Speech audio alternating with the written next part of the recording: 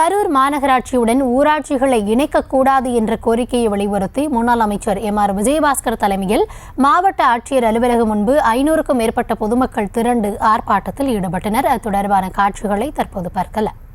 கிராம ஊராட்சிகளை மாநகராட்சியோடு இணைப்பதற்கு எங்களுடைய அனைத்து இந்திய அண்ணா திராவிட முன்னேற்றக் கழகம் கடுமையாக ஆட்சேபனையை தெரிவிக்கிறது. இதனால் அது மட்டுமல்ல, வணிக கட்டிடங்களுக்கு நகராட்சியில் ஊராட்சியில் 48 பைசா குறைந்த அளவு, அதிகபட்சமாக ₹1.96.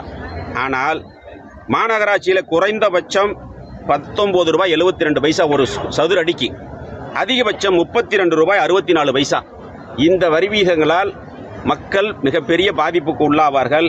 எனவே இந்த மாநகராட்சியோடு ஆண்டாங்கோயில் கீழ்பாகம் ஊராட்சியையும் ஏமூர் ஊராட்சியையும் இணைக்கின்ற முடிவை கைவிட வேண்டும்.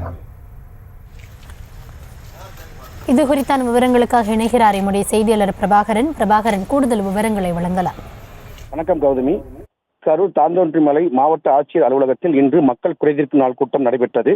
இந்நிலையில் கரூர் மாநகராட்சியுடன் ஆண்டாங்கோயில் கிழக்கு மற்றும் ஏமூர் ஊராட்சியில் இணைப்பதையும், லிங்கநாயக்கம்பட்டி ஊராட்சியை பள்ளப்பட்டி நகராட்சியுடன் இணைப்பதையும், வேளம்பாடி ஊராட்சியை அரவக்குறிச்சி பேரூராட்சியில் இணைப்பதையும் கைவிட வலியுறுத்தி ஏழை எளிய மக்களுக்கான 100 நாள் வேலை திட்டம், இலவச ஆடு மாடு கோழி வழங்கும் திட்டம், இலவச வீடுகள் திட்டம், விவசாயிகள் மானியங்கள் போன்றவை பறிபோகும் என்பதை எடுத்து கூறி கிராம மக்கள் சார்பாகவும் அதிமுக சார்பாகவும் கரூர் மாவட்ட ஆட்சியர் அலுவலகத்தில் மாவட்ட ஆட்சியரிடம் முன்னாள் அமைச்சர் எம்.ஆர். விஜயபாஸ்கர் தலைமையில் 500க்கும் மேற்பட்டோர் இன்று மனு வழங்கினர்.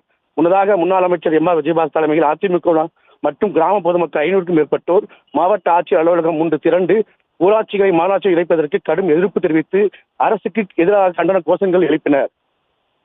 அதைத் தொடர்ந்து அவர் செய்தியாளரை சந்தித்தார். விவரங்களுக்கு நன்றி பிரபாகரன்.